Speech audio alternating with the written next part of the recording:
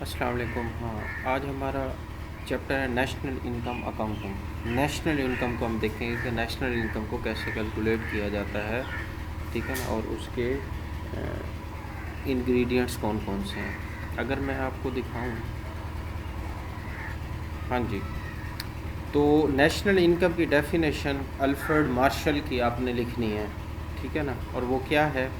वो है national income is the total sum of money value market value of all final goods and services produce in an economy in specific time period of 1 year. यानी एक साल के अंदर अंदर किसी भी एक मुल्क में या किसी भी इकॉनमी, किसी मुल्क में या इकॉनमी, इकॉनमी मतलब आजकल ये टर्म यूज़ होती है, कंट्री के बजाय इकॉनमी बोल देते हैं, जैसे चाइना की इकॉनमी, पाकिस्तान की इकॉनमी, मतलब वो उससे मुराद कंट्री ही होता है। न्यूज़पेपर में आप देखो ना तो वो इकॉनमी यूज़ कर रहे होते हैं, उसका मतलब कंट्री होता है। तो एक साल के अंदर किसी एक इकॉनमी में, यानी कि एक कंट्री के अंदर जितनी भी फाइनल गुड्स बनी हैं, यानी प्रोडक्शन हुई है जितनी भी गुड्स की, फाइनल गुड्स की, और सर्विसेज, जो अभी मैं जैसे आपको सर्विस दे रहा हूँ, आपके टीचर आपको सर्विस दे रहे हैं, ये सर्विसेज में आ जाता है। गुड एंड सर्विसेज की जो तफरीक है उसके बारे में मैंने I2B में भी आपको बताया था। जितनी भी फाइनल गुड और सर्विसेज है उनकी मार्केट वैल्यू लेनी है और उन सबको जमा कर देना है। जो रिज़ल्ट आएगा ना उसको नेशनल इनकम कहेंगे। अब फाइनल गुड्स लेनी है, ये नहीं है कि प्राइमरी गुड, मिसाल के तौर पे एक गुड आपने बनाना स्टार्ट किया है और साल का एंड हो गया है, अभी वो कंप्लीट नहीं हुई, तो वो नहीं लेनी। ऐसी गुड लेनी है कि जो कंप्लीट हो, फाइनल गुड, ठीक है। प्राइमरी या सेकेंडरी गुड्स नहीं लेनी, यानी वर्क इन प्रोसेस में जो गुड्स हैं वो नहीं लेनी, बल्कि जो फाइनल, यानी अब वो तैयार हो गई है, अब वो काबिल इस्तेमाल बन चुकी है, उस वक्त उसकी जो वैल्यू होगी वो वैल्यू लेनी है। और पूरे मुल्क में जितनी भी चीज़ें प्रोड्यूस हो रही हैं, जब वो फाइनल पहुंचती हैं और साल भी कंप्लीट हो जाता है, तो देखा जाता है कि पूरे साल में कितनी चीज़ें बनी हैं। मिसाल के तौर पे 1 करोड़ गुड्स बनी हैं। अब हर गुड की वैल्यू लेंगे और पर यूनिट के साथ उसे मल्टीप्लाई करेंगे, जो आंसर आएगा वो उस कंट्री की GDP होगा, उस कंट्री की नेशनल इनकम होगी, ठीक है ना। और इस नेशनल इनकम की बेस के ऊपर इकॉनमीज़ जो है ना वो डिफ्रेंशिएट होती हैं कि कौन सी कंपनी, इकॉनमी जो है वो डेवलप्ड है, कौन सी अंडर डेवलप्ड है, कौन सी डेवलपिंग है। हम जो है अंडर डेवलप्ड तो नहीं है, हम डेवलपिंग हैं, यानी हम अभी तरक्की की राह पर गामज़न हैं। अंडर डेवलप्ड जो कंट्रीज़ हैं, इकॉनमीज़ हैं, जैसे वो अफ़गानिस्तान हो गया, वो अंडर डेवलप्ड है, ठीक है। लेकिन हम जो है वो डेवलपिंग में आते हैं कि हम अभी डेवलप यानी तरक्की की राह पे गामज़न है। और ये कौन डिसाइड करता है? ये नेशनल इनकम ही डिसाइड कर रही होती है। इस टाइम जो अमेरिका की नेशनल इनकम है वो बहुत ज़्यादा है, चाइना उसके मुकाबले पे लगा हुआ है कि मैं उससे बढ़ जाऊं, लेकिन अभी वो बहुत पीछे है। रशिया भी बहुत पीछे है। सबसे ज़्यादा जो नेशनल इनकम है ना, सबसे ज़्यादा जो प्रोडक्शन हो रही है वो अमेरिका में हो रही है, इसलिए वो सुपर पावर बना हुआ है। बात समझ आ रही है? तो थोड़ी सी मैंने इधर उधर बातें बताई, अब हम डेफिनेशन की तरफ वापस आते हैं। National income is the total sum of money value market value of all final good and services produce, वो तमाम फाइनल गुड या सर्विसेज जो प्रोड्यूस हुई है एक इकॉनमी में एक साल के अंदर अंदर, ठीक है ना, उन सब की वैल्यू लेंगे, उन सबको प्लस कर देंगे तो वो नेशनल इनकम आ जाएगी, ठीक है। अब नेशनल इनकम एक ब्रॉड टर्म है, उसके अंदर GDP भी आ जाता है, GNP आ जाता है, ठीक है ना, पर्सनल इनकम आ जाता है, डिस्पोजेबल इनकम आ जाता है, डिफरेंट इसमें टर्म्स हैं, तो एक एक करके हम समझते हैं। सबसे पहले होती है ग्रॉस डोमेस्टिक प्रोडक्ट, GDP नाम तो सुना होगा ना, GDP अक्सर आप खबरों में इधर उधर अखबार में GDP सुनते होंगे, सुना है कि नहीं सुना? हाँ, उसे कहते हैं ग्रॉस डोमेस्टिक प्रोडक्ट। अब इसकी डेफिनेशन को पढ़ते हैं। इसकी डेफिनेशन बिल्कुल वही है जो नेशनल इनकम की अभी हमने डेफिनेशन पढ़ी है अल्फ्रेड मार्शल की, बिल्कुल वही डेफिनेशन है। ये क्या कहता है? ये कहता है GDP measures the total output in the domestic economy. GDP consist of all output, यानी all output, all final output, यहाँ फाइनल लिख देना, final output produce within the boundary of country. ये कहता है कि एक मुल्क के अंदर अंदर एक साल के अंदर ये एक ख़ास टाइम पीरियड के अंदर जितनी भी फाइनल गुड्स तैयार हुई हैं उनकी वैल्यू लगाना, उसकी वैल्यू लगा के जो आंसर आएगा वो आपका जीडीपी होगा, उस कंट्री का जीडीपी होगा। बात समझ आ गई? ये जीडीपी होता है, ग्रॉस डोमेस्टिक प्रोडक्ट। अच्छा, अब उसने नीचे एक इक्वेशन दी है, ये वाली, ये अभी मैं आपको नहीं बता रहा, आगे जब मैं आपको सिखाऊंगा ना कि जीडीपी को मेजर कैसे करते हैं, तो फिर ये इक्वेशन दोबारा आके आपको दोबारा समझाऊंगा, ठीक है ना। क्योंकि ये जो डेफिनेशन इसने दी हुई है और जो इक्वेशन दी हुई है, इन दोनों का आपस में लिंक नहीं बनता, लेकिन आम तौर पर किताबों में यही इक्वेशन लिख दी जाती है। हालांकि ये एक और अप्रोच है, मैं भी उस डिस्कशन को फैला भी नहीं रहा, आप कंफ्यूज हो जाओगे। बस आपने इसकी डेफिनेशन तैयार कर ली, आप ये समझो कि ये जितनी भी चीज़ें आपस में प्लस हो रही है ना, ये C प्लस आई जी प्लस जी और X माइनस M, ये GDP है। अब ये इसको एक्सप्लेन मैं आगे जाके करता हूँ, ये GDP है। अब इसके बाद एक और टर्म होती है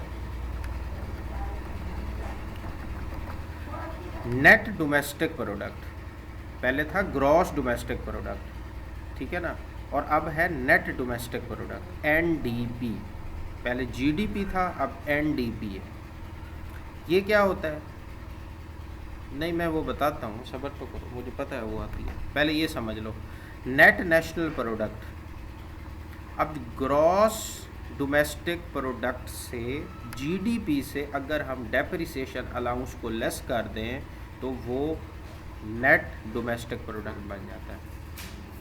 ये GDP वाला फार्मूला है कि नहीं है? ये अभी ऊपर मैंने आपको दिखाया था। ये आप ये ना भी लिखो ना, सिर्फ GDP लिख दो, इस जगह GDP लिख दो। GDP माइनस डेप्रिसिएशन अलाउंस, वो क्या बन जाता है? वो बन जाता है नेट डोमेस्टिक प्रोडक्ट। ठीक है, बात समझ आ गई?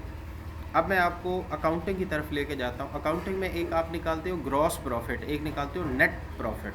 दोनों में क्या फ़र्क होता है? निकालते हो ना ग्रॉस प्रॉफिट। ग्रॉस प्रॉफिट कैसे निकालते हो? सेल में से कॉस्ट ऑफ गुड्स सोल्ड को लेस करते हो, ग्रॉस प्रॉफिट। यानी ये अभी फाइनल नहीं है। नेट जो होता है वो एंड वाला होता है, यानी हर चीज़ माइनस करके। ग्रॉस के बाद आप मज़ीद एक्सपेंस, हाँ, ग्रॉस के बाद आप मज़ीद एक्सपेंसेस उसमें से लेस करते हो ग्रॉस प्रॉफिट में से, फिर आपके पास नेट आता है।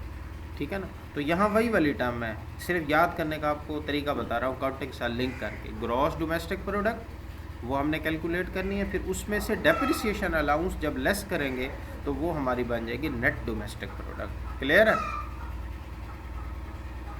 क्लियर है? अभी ये वाली बातें मैं बताता हूँ कि ये क्या लिखा हुआ है, इसका मतलब क्या है, ये आपको क्लियर हो गया। यानी ग्रॉस डोमेस्टिक प्रोडक्ट और नेट डोमेस्टिक प्रोडक्ट। आप इसे पहले ग्रॉस लिखो और फिर नेट लिखो। इसने तरतीब आगे पीछे कर दी है, लेकिन जो मैंने आपको तरतीब बताई है ना, उस तरतीब के मुताबिक रहना। अब आओ ग्रॉस नेशनल प्रोडक्ट।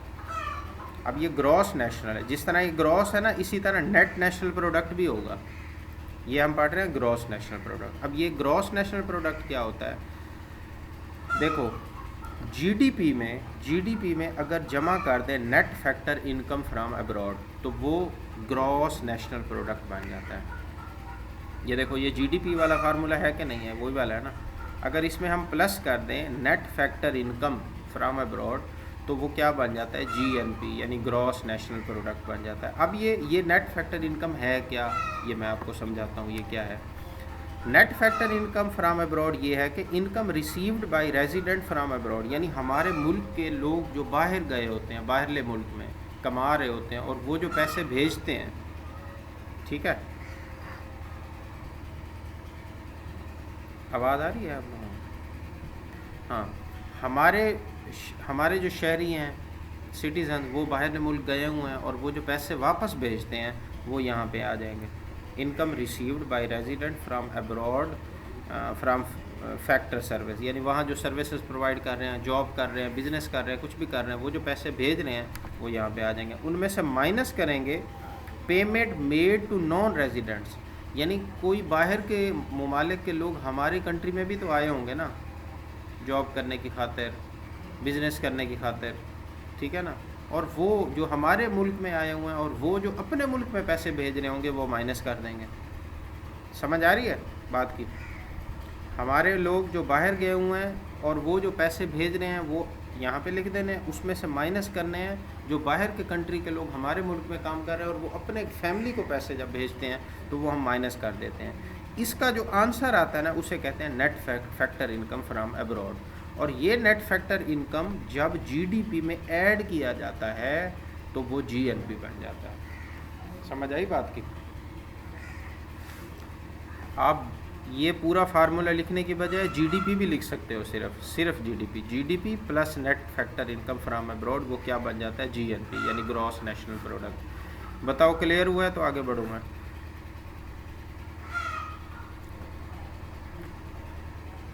आवाज़ नहीं आ रही मेरी? बता देता हूँ। नेट फैक्टर इनकम का मैं ये कह रहा था कि जब जीडीपी में यानी ग्रॉस डोमेस्टिक प्रोडक्ट में net factor income from abroad को जमा कर देते हैं तो वो जीएनपी बन जाता है, यानी ग्रॉस नेशनल प्रोडक्ट। जीएनपी किस चीज़ की मुखफ़्फ़ है? Gross national product. अब ये नेट फैक्टर इनकम क्या है, इसके बारे में देखते हैं। नेट फैक्टर इनकम ये है कि net factor income received by resident from abroad, यानी हमारे शहरी, हमारे पाकिस्तानी जो बाहर गए होते हैं, अमेरिका में, चाइना में, कहीं भी गए हुए हैं, किसी भी कंट्री में गए हों, और वो जो पैसे कमा के अपनी फैमिली को भेजते हैं, इधर पाकिस्तान में भेजते हैं, वो हम यहाँ लिख लेते हैं पहले। उसमें से माइनस कर देते हैं जो अमेरिका के लोग, चाइना के या डिफरेंट कंट्रीज़ के लोग हमारे मुल्क में आए हुए हैं और यहाँ पे वो जॉब करते हैं या बिज़नेस करते हैं, कुछ भी करते हैं, और वो जो पेमेंट अपनी फैमिली उसको अपने मुल्क में भेजते हैं, उसे माइनस कर देंगे यहाँ से। तो जो आंसर आएगा ना उसे कहेंगे net factor income from abroad. ठीक है, नेट फैक्टर इनकम समझ आ गया। अब जीडीपी में जब नेट फैक्टर इनकम ऐड हो जाता है तो वो जीएनपी बन जाता है। जीएनपी क्या? Gross national product. क्लियर? अब ये नेट फैक्टर इनकम देखो इसने ऐड किया हुआ है, जीडीपी में प्लस किया हुआ है एनएफआई यानी नेट फैक्टर इनकम को ऐड किया हुआ है। अब यहाँ पे वो मज़ीद थोड़ी सी बात बता रहा है, if net factor income zero, अगर नेट फैक्टर इनकम अगर ज़ीरो हो जाए तो जीएनपी और जीडीपी दोनों बराबर होंगे। ठीक है, अगर नेट फैक्टर इनकम पॉजिटिव हो, यानी ये पॉजिटिव में हो, पॉजिटिव में कब आएगी? जब हमारे जो मुल्क के लोग बाहर गए हुए हैं वो ज़्यादा पैसे भेज रहे हैं और बाहर के लोग जो हमारे मुल्क में रहते हैं वो कम पैसे भेज रहे हैं, यानी 100 रुपये हमें आ रहे हैं और 80 रुपये हम हमारे मुल्क से जा रहे हैं, यानी 20 रुपये आंसर आया, तो 20 पॉजिटिव में आया ना। अगर NFI net factor income positive होगा तो फिर क्या होगा? फिर जीएनपी ग्रेटर होगी जीडीपी से, क्योंकि मिसाल के तौर पे 100 रुपये ये हैं और 20 रुपये, ये 120 रुपये हो गए, तो जीएनपी कितना हुआ? 120 रुपये, और जीडीपी कितना था? 100 रुपये, तो मतलब जीएनपी जीडीपी से ज़्यादा हो जाएगा। लेकिन अगर नेट फैक्टर इनकम नेगेटिव में आ जाए, मिसाल के तौर पे बाहर से जो हमें पैसे आ रहे हैं वो 80 रुपये आ रहे हैं और हमारे मुल्क से 100 रुपये जा रहे हैं, तो 20 रुपये मतलब ज़्यादा हम दे रहे हैं ना, नेगेटिव में आ गया। और अगर ये नेगेटिव में होगा, 100 हमारा जीडीपी है और -20 नेट फैक्टर इनकम है, तो क्या आंसर आएगा? 80 रुपये आंसर आ जाएगा ना, मतलब जीएनपी 80 रुपये आ जाएगा। अब जीएनपी कम है, जीडीपी ज़्यादा है, तो यहाँ उसने यही बताया हुआ है, अगर नेट फैक्टर इनकम नेगेटिव में आ जाएगा तो जीएनपी कम होगा और जीडीपी ज़्यादा होगा। इस फार्मूले में आप वैल्यू पुट करके जो है ना आंसर निकाल सकते हो।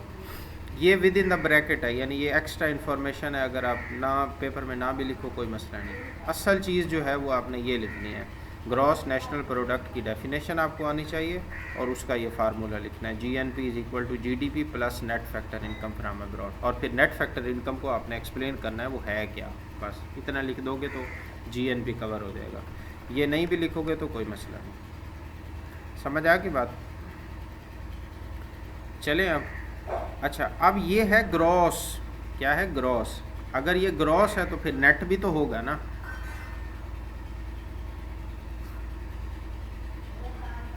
अगर ये ग्रॉस है, जिस तरह हमने ग्रॉस जीडीपी किया था और फिर नेट जीडीपी किया था, इसी तरह ग्रॉस नेशनल प्रोडक्ट है तो नेट नेशनल प्रोडक्ट भी होगा। वहाँ क्या करेंगे? वहाँ बिल्कुल उसी तरह जैसे नेट नेशनल प्रोडक्ट में हमने किया था, जैसे नेट नेशनल हम क्या करेंगे? जीएनपी में से डेप्रीज, अब जीडीपी नहीं लिख देना, जीएनपी से अगर डेप्रिसिएशन अलाउंस को हम लेस कर देंगे तो वो नेट नेशनल प्रोडक्ट बन जाएगा। क्या बन जाएगा? Net national product. ठीक है ना। आपने इसी तरतीब से जो अगर पेपर आ जाए ना, पेपर में सवाल है, इसी तरतीब से हल करना है। पहले आपने बताना GDP, GDP gross domestic product, उसको एक्सप्लेन करके फिर आपने करना है net domestic product. Net domestic product में क्या कहोगे? जीडीपी में से अगर लेस करे डेप्रिसिएशन अलाउंस तो वो हमारे पास आ जाता है नेट डोमेस्टिक प्रोडक्ट। फिर उसके बाद आपने आना है ग्रॉस नेशनल प्रोडक्ट की तरफ। ग्रॉस नेशनल प्रोडक्ट क्या है? बताओ क्या है? अभी बताया मैंने, ग्रॉस नेशनल। हाँ, किस में? जीडीपी में, ग्रॉस में, ना कि नेट में। ये जो नेट है ना, ये बहुत कम यूज़ होता है। ये जो नेट वाली टर्म है ना, ये बहुत कम यूज़ होती है। ज़्यादातर ग्रॉस वाली टर्म यूज़ होती है। ग्रॉस यानी जीडीपी और जीएनपी, ज़्यादातर ये वाली टर्म यूज़ होती है। 1 मिनट, कॉल आ रही है, 1 मिनट। हेलो, पूछता हूँ, सही तो देगी मासी? दूध आ गया?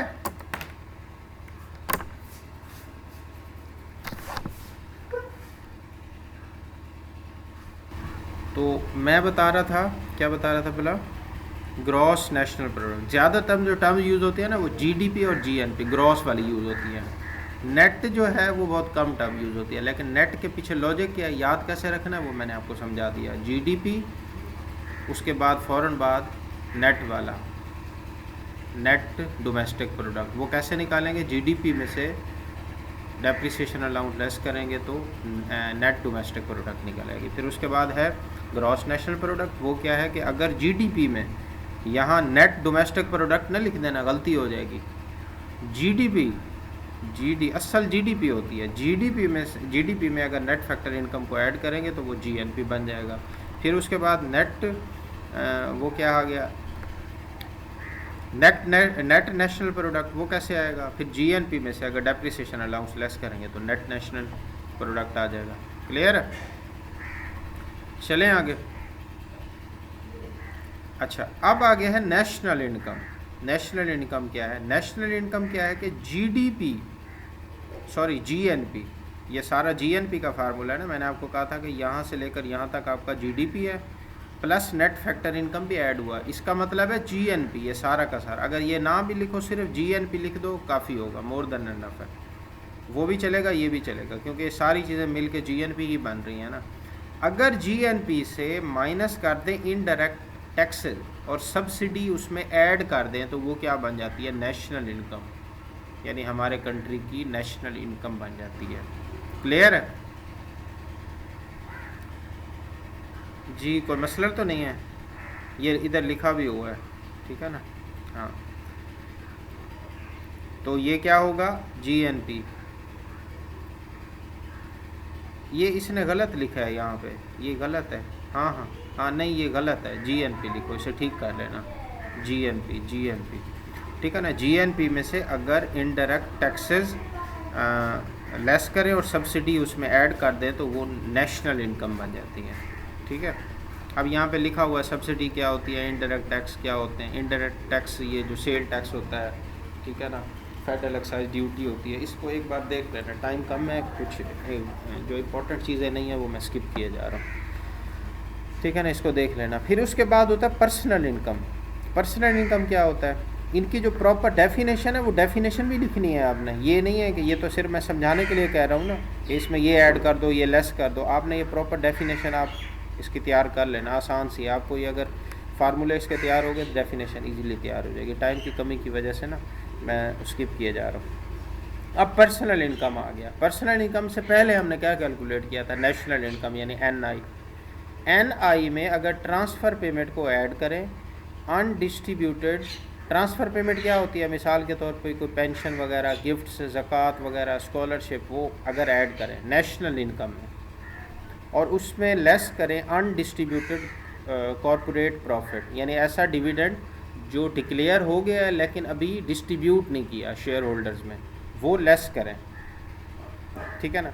और कॉरपोरेट इनकम टैक्स भी लेस करें। कॉरपोरेट इनकम टैक्स क्या होता है? जो कंपनीज़ के प्रॉफिट के ऊपर टैक्स लग रहा होता है, ठीक है ना, उसे कहते हैं कॉरपोरेट इनकम टैक्स, वो भी लेस करें। और इसके अलावा social security contribution, social security ये जो हेल्थ के इदारे होते हैं, आपके मुजफ्फरगढ़ में भी है सोशल सिक्योरिटी का इदारा, है ना,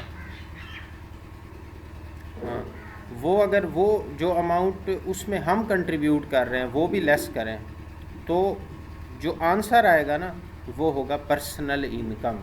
क्या होगा? PI, personal income. फिर दोहरा रहा हूँ, पर्सनल इनकम, ये आपको याद करना पड़ेगा।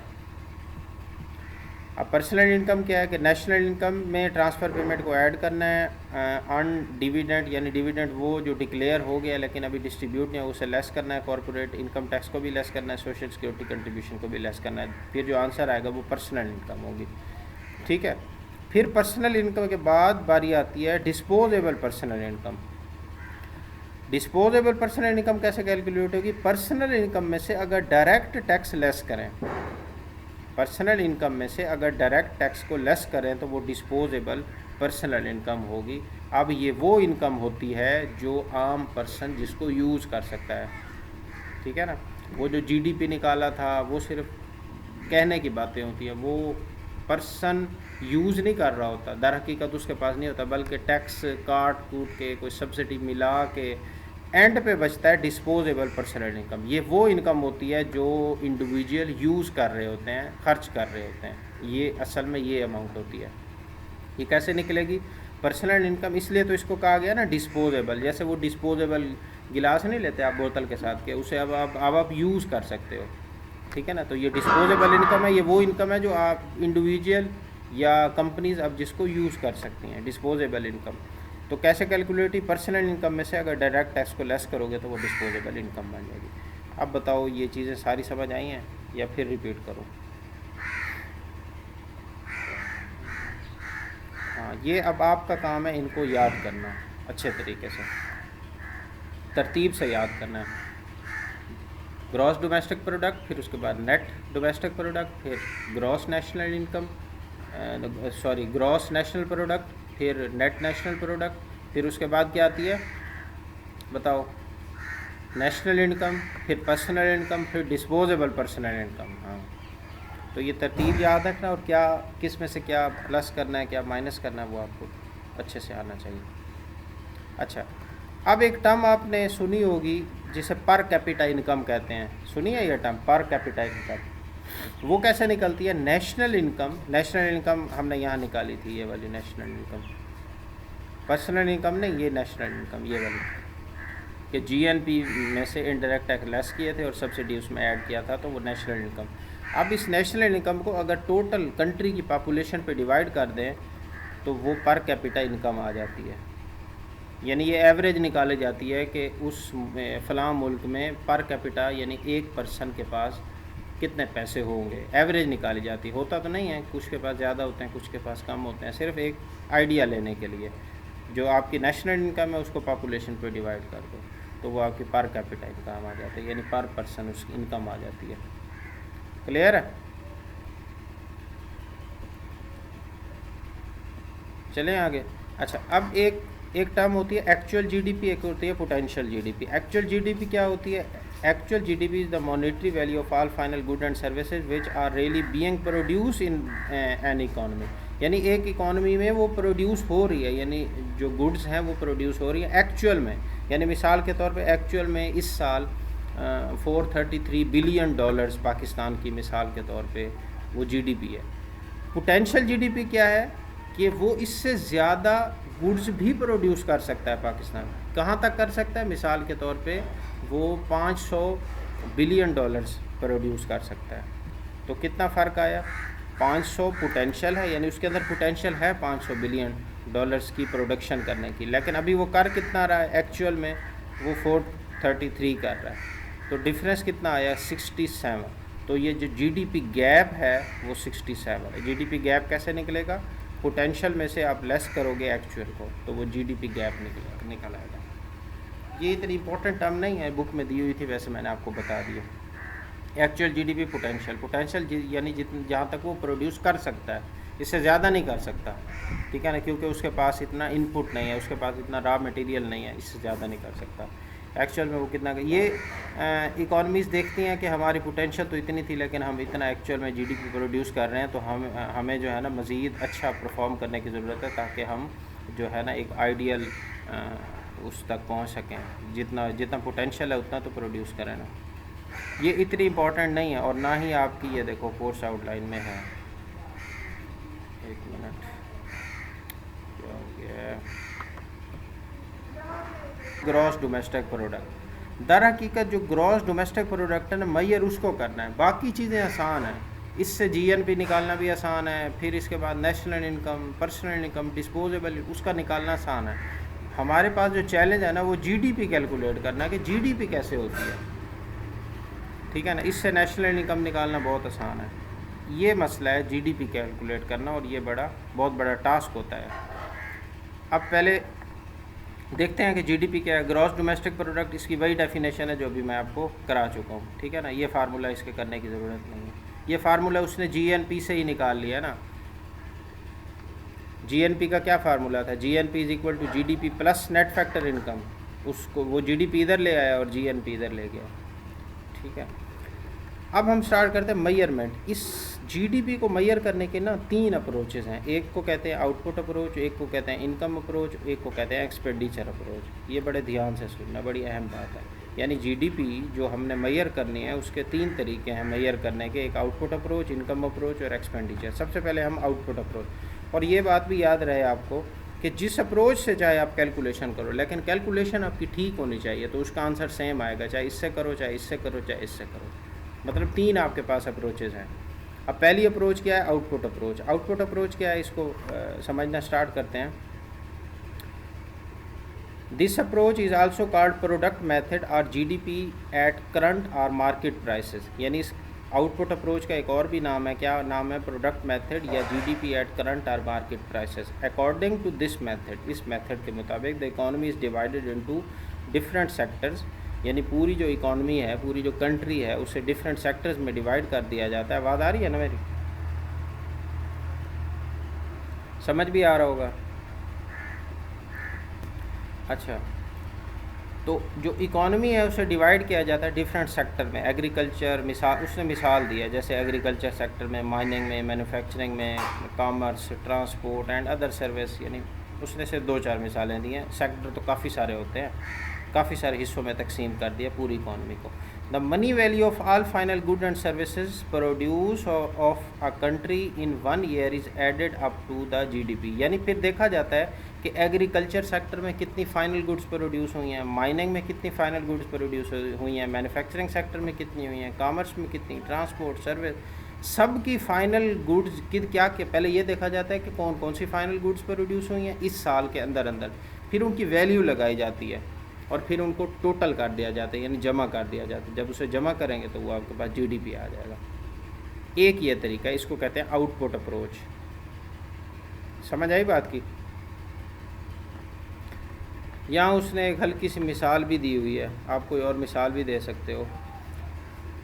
जैसे कंप्यूटर जो है ना वो 1000 यूनिट बने हैं, कोयल जो है ना वो 40 मेट्रिक टन बना है, सीमेंट इतना बना है, डॉक्टर्स 10 पर्सनस थे, टीचर्स इतने पर्सन थे, ठीक है ना, कॉटन इतने प्रोड्यूस हुई है, राइस इतनी हुई है, वीट इतनी हुई है, मिसाल उसके आगे प्राइस और यहाँ पे टोटल जो है ना, ये तो क्वांटिटी होगी ना और ये उसकी प्राइस होगी पर मेट्रिक टन। इसको मल्टीप्लाई करेंगे, इधर आ जाएगा, सबको टोटल करेंगे तो वो आपका टोटल जीडीपी आ जाएगा। हर सेक्टर में, जो भी कंट्री के अंदर जितने भी सेक्टर है, हर सेक्टर में फाइनल गुड्स लेंगे। क्लियर है। अब आगे कुछ प्रिकॉशंस हैं, इसको देख लेते हैं। प्रिकॉशंस ये क्या कहता है, कुछ चीज़ों का आपको ख्याल रखना पड़ेगा। क्या, अवॉइड डबल काउंटिंग, चीज़ों की डबल काउंटिंग नहीं करनी। जब डबल काउंट करोगे तो वो जीडीपी की वैल्यू बढ़ती चली जाएगी ना। एक चीज़ को आपने काउंट किया है तो बस वो एक ही बार काउंट हो गया, उसे दोबारा नहीं काउंट करना। अब काउंट, इस डबल काउंटिंग से बचने के लिए ना 2 मेथड हैं, एक फर्स्ट मेथड है और एक सेकंड मेथड है। अब फर्स्ट मेथड क्या कहता है, first method is that, double counting से बचने के लिए first method is that we should count the value of only final good and services leaving aside the money value of the primary and intermediate goods. यानी ऐसी good जो अभी initial level पे, अभी फ़ाइनल नहीं बनी, काबिल इस्तेमाल नहीं बनी, बल्कि इनिशियल लेवल पे है या इंटरमीडिएट लेवल पे है, यानी वर्क इन प्रोसेस में है, अभी मुकम्मल कंप्लीट नहीं हुई, तो वो नहीं लेनी आपने, उसकी वैल्यू नहीं लेनी, सिर्फ फाइनल गुड की लेनी। अब मिसाल के तौर पे एक गाड़ी बन रही है, वो अभी कंप्लीट नहीं हुई, ठीक है ना, उसका इंजन लगना बाकी है, उसका स्टीयरिंग लगना बाकी है, तो वो आपने नहीं लेनी। जब साल ख़त्म हो गया, साल के अंदर अंदर वो कंप्लीट नहीं हुई, अगले साल में शिफ्ट हो गई, अगले साल जाके कंप्लीट होगी, तो वो नहीं लेनी। जो जितनी गाड़ियाँ आपने बना ली हैं एक साल के अंदर अंदर, बस वही लेनी है। क्लियर है? अच्छा, दूसरा क्या मेथड है? Second method is value added method.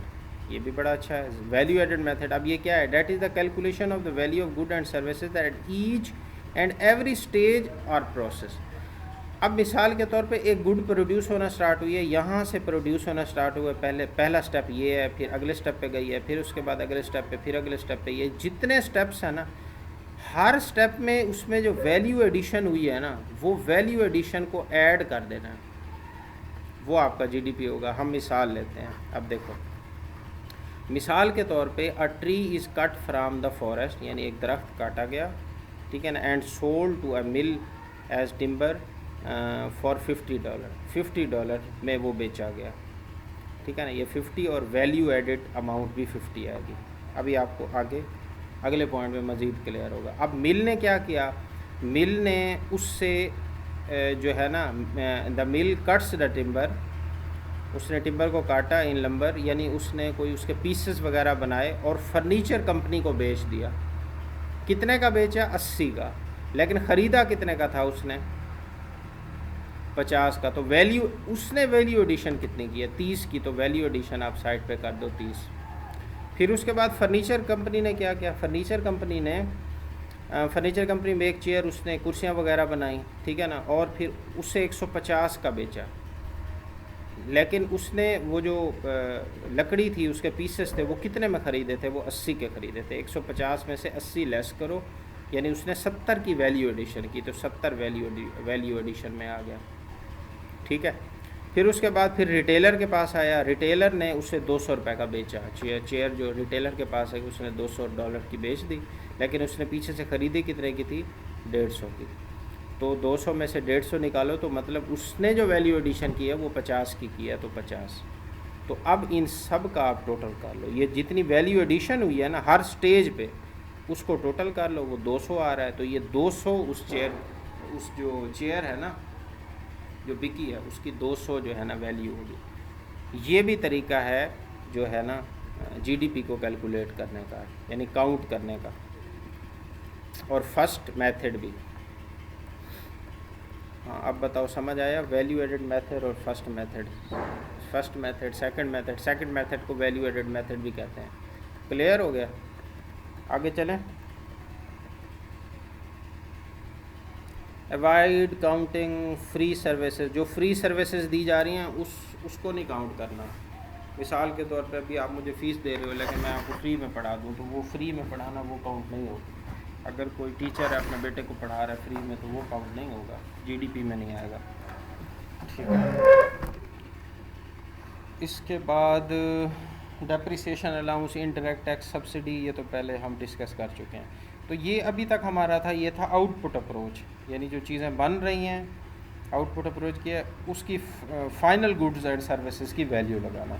और वैल्यू लगाने का तरीका भी उसने हमें बताया कि फ़र्स्ट मेथड से करो या सेकंड मेथड से करो, दोनों जो है ना सेम आंसर आएगा। आप यहाँ पे देख लो, ये देखो, उसने जितनी वैल्यू एडिशन की है वो भी $200 बन रही है, और जो रिटेलर में फ़ाइनल एंड पे जाके उसने बेची है वो भी $200 है। चाहे फर्स्ट मेथड यूज़ करो या सेकंड मेथड यूज़ करो, आंसर सेम आएगा। अब हम आते हैं इनकम अप्रोच की तरफ।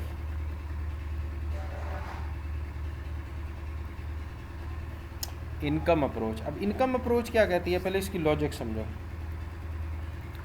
हम मिसाल के तौर पे ये नहीं कैलकुलेट कर पा रहे कि मुल्क में कितनी गुड्स एंड सर्विसेज बनी है, क्योंकि बड़े पैमाने पे बन रही होती है। कोई आसान काम नहीं है पूरी मुल्क के अंदर ये डिटरमाइन करना कि कितनी फ़ाइनल गुड्स एक साल के अंदर बनी है, कोई आसान काम नहीं है, ये बड़ा हेक्टिक टास्क है।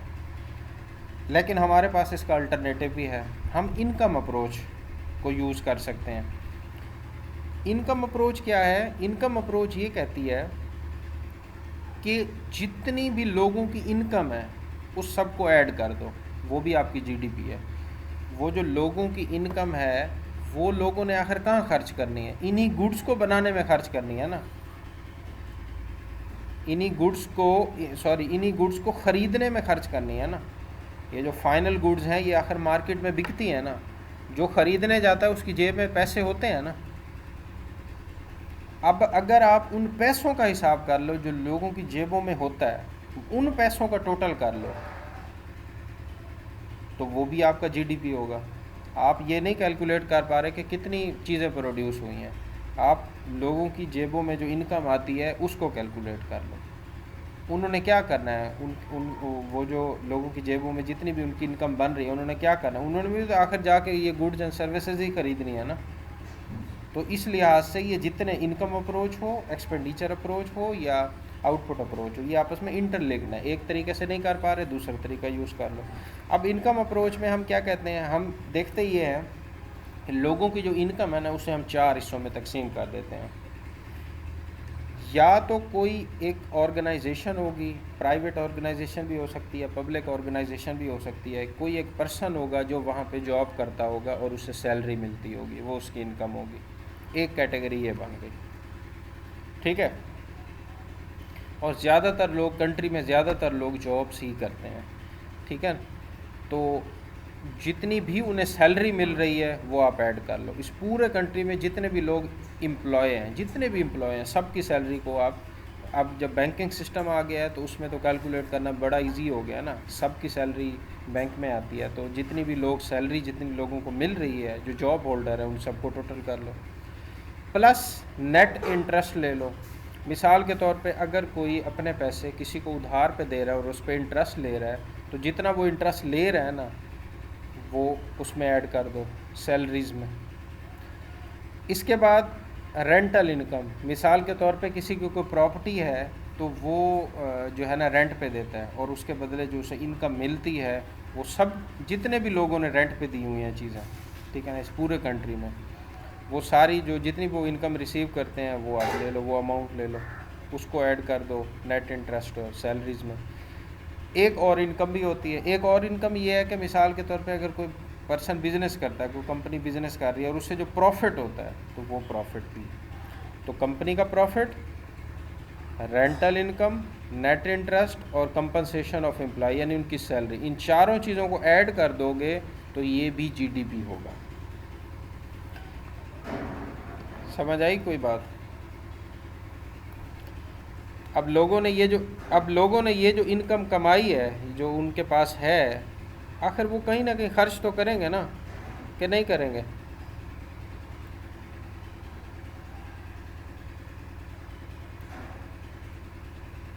जी, कंफ्यूजिंग है, मुझे भी पहले बहुत कंफ्यूज करती थी ये चीज़ें, फिर बाद में कहीं जाके दिमाग में इसके लिंक क्रिएट हुए थे। अगला है आपका एक्सपेंडिचर अप्रोच। एक्सपेंडिचर अप्रोच क्या है?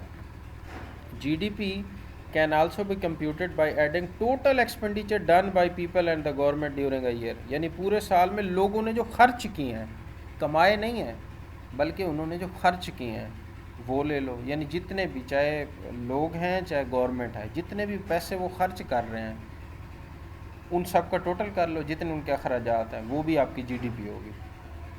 अब आपके पास 3 तरीके हो गए, या तो जितनी गुड्स आपने बनाई हैं पूरे इसके अंदर एक साल के अंदर अंदर फाइनल गुड्स, उनकी वैल्यू ले लो, या फिर जितना लोगों की इनकम है वो ले लो, या जितना लोगों ने खर्च किया है वो ले लो। तीन अल्टरनेटिव्स हैं आपके पास। इनमें से कोई किसी भी तरीके से आप जो अमाउंट कैलकुलेट करोगे वो आपकी जीडीपी होगी, ठीक है। अब एक्सपेंडिचर अप्रोच क्या है, ये देखो, ये बड़ा आसान है। अब ये वो वाला फार्मूला आ गया है जो मैं आपको कह रहा था कि मैं बाद में जाके एक्सप्लेन करूँगा। मिसाल के तौर पे एक पर्सनल है, उसने पर्सनल कंजम्पशन एक्सपेंडिचर, यानी एक पर्सन जितनी कंजम्पशन करता है, जितनी चीज़ें ख़रीदता है, वो सारी ऐड कर लो। पूरी इकॉनमी में, पूरी कंट्री में जितने भी लोग चीज़ें परचेज़ कर रहे हैं, एक्सपेंस उनके इनकर हो रहे हैं, वो सब ऐड कर लो। वो सी, उसको सी का नाम दिया गया है, ठीक है, आवाज़ किसकी आ रही है? अच्छा, अब जितने पर्सनल कंजम्पशन एक्सपेंडिचर हैं उसे हम सी से शो कर रहे हैं, ये उसने मिसालें ली हुई हैं, ठीक है, अमाउंट्स मिसाल के तौर पे ली हुई। फिर उसके बाद ग्रॉस प्राइवेट डोमेस्टिक इन्वेस्टमेंट। अच्छा, आप ये देखो, जितने लोग कमाते हैं वो सारा का सारा खर्च कर देते हैं या कुछ इन्वेस्ट या सेव भी कर लेते हैं?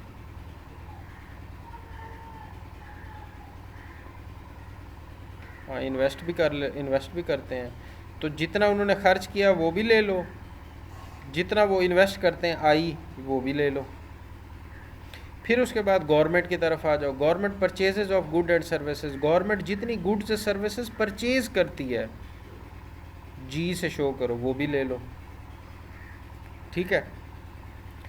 फिर उसके बाद net exports of goods and services, यानी जितनी चीज़ें आपने एक्सपोर्ट की हैं वो उसमें से लेस कर दो जितनी इंपोर्ट की हैं, उनका जो आंसर आए वो भी ले लो। एक्स किस चीज़ को शो कर रहा है? एक्सपोर्ट्स को, यानी आपने जो गुड्स बनाई हैं और बाहर भेजी हैं, मुल्क से बाहर भेजी हैं, उसे एक्स से शो कर रहा है। उसमें से लेस करो इंपोर्ट्स को, जितनी बाहर की कंट्री ने बनाई हैं और आपके मुल्क में भेजी हैं वो आपने लेस करना है, और इनका जो आंसर आएगा वो इसमें ऐड करो, जी में, आई में और सी में। तो इन चारों चीज़ों को जब आप ऐड करोगे ना तो वो आपकी जीडीपी आ जाएगी, वो वाई हो जाएगी, ठीक है ना। वाई क्या है? वाई इनकम को अक्सर शो करती है, तो वो आपकी ग्रॉस डोमेस्टिक प्रोडक्ट होगी, जीडीपी होगी। बात समझ आई है? अब ये माइनस क्यों आ रहा है? माइनस ये शो कर रहा है कि हमने इंपोर्ट्स ज़्यादा किए हैं, एक्सपोर्ट्स कम किए हैं।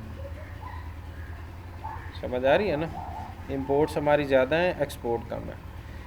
तो ये आपका एक्सपेंडिचर अप्रोच है, ठीक है। अब फिर एक बार देखते हैं, ये तीनों अप्रोचेस हो गई हैं, एक लिहाज से आपका पूरा चैप्टर ख़त्म हो जाता है यहाँ पर।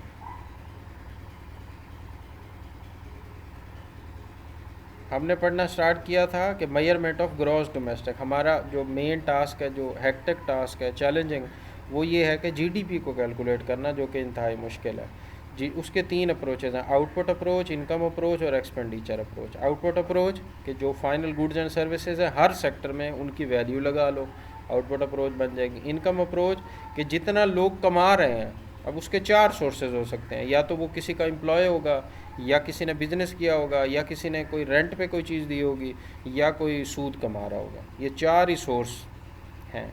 इन चार सोर्स से वो जितना भी कमा रहे हैं ना वो ऐड कर लो, वो भी जीडीपी होगा। एक्सपेंडिचर पर जितना लोग खर्च कर रहे हैं या जितना पर्सन लोग जो है इन्वेस्टमेंट कर रहे हैं वो ले लो, ठीक है ना। और इसके अलावा और क्या था? गवर्नमेंट परचेजेज, यानी गवर्नमेंट जो चीज़ें परचेज़ कर रही है गुड्स एंड सर्विसेज, वो ले लो। और इसके अलावा जो है एक्सपोर्ट को ऐड कर दो और इंपोर्ट को लेस कर दो, तो वो एक्सपेंडिचर अप्रोच आ जाएगी। यानी ये खर्च करते हैं ना, नाम से शो हो रहा है एक्सपेंडिचर, यानी जो हम खर्च कर रहे हैं वो अप्रोच ले लो। इनकम अप्रोच जो हम कमा रहे हैं वो ले लो, या आउटपुट अप्रोच यानी जो गुड्स एंड सर्विसेज बन रही हैं वो। इन तीनों का आंसर सेम आएगा। क्लियर है? चलो शुक्र है, ये चैप्टर आसानी से समझ नहीं आता। अब आप आओ यहाँ पे, जो मैंने आपको कहा था ये इक्वेशन मैं बाद में आपको बताऊँगा, उसका वक्त आ गया बताने का। ये देखो ये वाली इक्वेशन, सी प्लस आई, सिर्फ आई भी लिख सकते हो आप। सी पर्सनल कंजम्पशन, आई मतलब पर्सनल इन्वेस्टमेंट, जो लोग इन्वेस्टमेंट कर रहे होते हैं, प्राइवेट इन्वेस्टमेंट। जी गवर्नमेंट के एक्सपेंडिचर्स, ठीक है ना। एक्स क्या शो कर रहा है? एक्सपोर्ट्स, और उसमें से माइनस करना इंपोर्ट। तो ये वाली इक्वेशन, ये कौन सी इक्वेशन अभी हमने एक्सपेंडिचर अप्रोच में पढ़ी है ना, तो ये वो वाली इक्वेशन है, ये जीडीपी की। लेकिन अब नॉर्मली बुक, अब मुझे जो एतराज़ है इस इक्वेशन को लिखने से वो क्या है, जीडीपी की जब डेफिनेशन लिखते हैं ना, बुक्स, सारी बुक्स उठा के देख लो, जो डेफिनेशन लिखते हैं वो लिखते हैं आउटपुट अप्रोच वाली डेफिनेशन। आउटपुट अप्रोच क्या थी कि final all final goods and services with in a country produce, definition वो लिखते हैं। और इक्वेशन कौन सी लिख देते हैं? एक्सपेंडिचर अप्रोच वाली। इसलिए मैंने आपको यहाँ पे नहीं समझाया था, मैंने कहा बाद में आकर समझाऊंगा, और फिर जो नॉर्मल बुक्स गलतियाँ कर रही हैं वो भी आपको बताऊँ। इनको चाहिए कि फिर वो डेफिनेशन जो इक्वेशन बना रहे हैं वो भी वही लिखे ना, आउटपुट अप्रोच वाली, या तो फिर जीडीपी की जो डेफिनेशन है वो करें एक्सपेंडिचर अप्रोच वाली डेफिनेशन, फिर उसके बाद ये जजती भी है कि जीडीपी की जो इक्वेशन बना रहे हैं वो भी एक्सपेंडिचर अप्रोच वाली।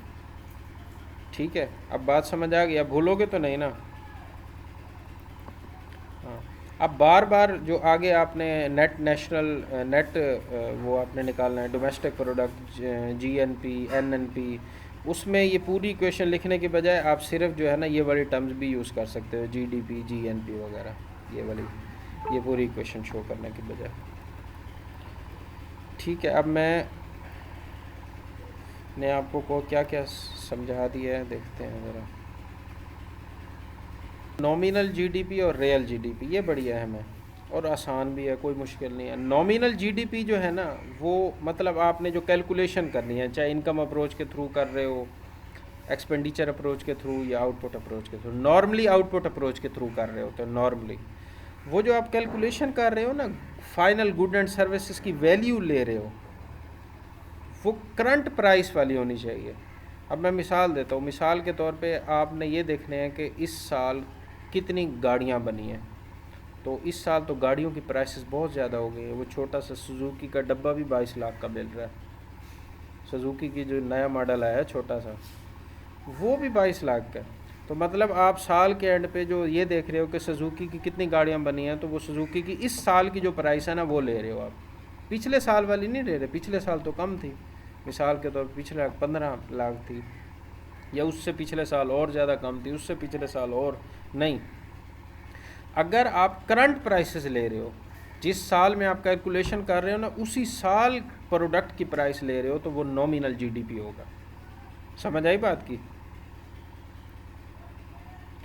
रियल जीडीपी क्या होती है कि आप प्रोडक्ट तो ले रहे हो इसी साल के, प्रोडक्ट ले रहे हो, मिसाल के तौर पे आप ये देख रहे हो कि हमने इतनी सुजुकियाँ 20 सुजुकी गाड़ियाँ बनाई हैं, सुजुकी कंपनी कहती है कि मैंने इस साल में 20 गाड़ियाँ बनाई हैं, लेकिन उसकी जो प्राइस ले रहे हो ना वो 1990 वाली ले रहे हो, तो तब वो होगा रियल जीडीपी, उसे कहेंगे रियल जीडीपी। बात समझ आई है। तो जो नॉमिनल जीडीपी होता है उसमें इन्फ्लेशन इंक्लूड होती है, इन्फ्लेशन को तो पता है ना। जो रियल जीडीपी होती है वो उसमें इन्फ्लेशन नहीं होती। यहाँ देखो उसने मिसाल भी लिया, नॉमिनल जीडीपी, प्राइस भी 1990 की हैं, जो चीज़ें हैं क्वांटिटी है वो भी 1990 की है। रियल जीडीपी में क्या है, प्राइस 1990 की है, लेकिन जो चीज़ें आप जो ले रहे हो वो 1995 की हैं। ठीक है, या इस मिसाल से भी आपको ज़ाहिर हो गया। तो हमने ये नतीजा निकाला कि जो नॉमिनल जीडीपी है उसमें इन्फ्लेशन होती है और जो रियल जीडीपी है उसमें इन्फ्लेशन नहीं होती। क्लियर, कोई मुश्किल तो नहीं है। आप मज़ीद इसकी बुकिश डेफिनेशन पढ़ोगे तो आपको इजीली समझ आ जाएगी। 1 मिनट होल्ड करो। अच्छा, ये आपको अब पता चल गया नॉमिनल जीडीपी और रियल जीडीपी में फ़र्क क्या होता है। अब एक टर्म यूज़ होती है GDP deflator. GDP deflator, GDP deflator क्या होता है, ऊपर नॉमिनल जीडीपी रख दो, नीचे रियल जीडीपी रख दो, बटे के नीचे 100 से मल्टीप्लाई कर लो, जो आंसर होगा वो जीडीपी डिफ्लेटर होगा, उसको कहते हैं जीडीपी डिफ्लेटर। यानी दोनों में कितना फ़र्क है, अगर नॉमिनल जीडीपी रियल जीडीपी कम होगी, नॉमिनल जीडीपी ज़्यादा होगी, तो आंसर क्या आएगा, 1 से अबव आएगा। ठीक है ना, तो इसका ये मतलब है कंट्री में इन्फ्लेशन हो रही है। ठीक है ना, और अगर 0 से कम आंसर आएगा तो इसका ये मतलब है कि इन्फ्लेशन नहीं हुई। आप इसे छोड़ो इन्फ्लेशन वगैरह को, जीडीपी डिफ्लेटर की जब वो बात करें ना, आप कहना nominal GDP divided by real GDP multiplied by 100, this is GDP deflator. बस बात ख़त्म। समझ आई बात की। अच्छा, अब ये जो फार्मूला है GDP deflator, nominal GDP divided by real GDP multiply, अब इस रियल को आप इधर ला सकते हो, जीडीपी डिफ्लेटर को इधर ला सकते हो। उसने ये एक फार्मूला बनाया हुआ है। रियल जीडीपी कैसे कैलकुलेट करते हैं, nominal GDP divided by GDP price index या जीडीपी डिफ्लेटर, एक ही बात है। जीडीपी प्राइस इंडेक्स लिखो या जीडीपी डिफ्लेटर, या नीचे लिखो मल्टीप्लाई, तो रियल जीडीपी भी कैलकुलेट कर सकते हो। ये तो अलजबरा है, बेसिक ये फार्मूला है। ठीक है ना। इनमें से कोई, तीनों में से कोई एक अननाउन होगा तो आप उसे इजीली कैलकुलेट कर सकते हो फॉर्म, अगर न्यूमेरिकल आ गया तो। क्लियर है, समझ आ गया। अब आपकी दो टर्म्स रह गई हैं, एक होता है CPI, कंज्यूमर प्राइस इंडेक्स। ये छोटी सी टर्म है लेकिन आपने इसे नेट से भी सर्च करना है अच्छे से, और पाकिस्तान का भी बताना है कि पाकिस्तान में CPI कितना है, कंज्यूमर प्राइस इंडेक्स। एक ये प्रॉब्लम विद CPI, और दूसरा जो टॉपिक है ना वो है लिमिटेशन ऑफ रियल GDP। ये दो टॉपिक्स हैं, एक CPI यानी कंज्यूमर प्राइस इंडेक्स और दूसरा है लिमिटेशन ऑफ रियल GDP। इस पे प्रेजेंटेशन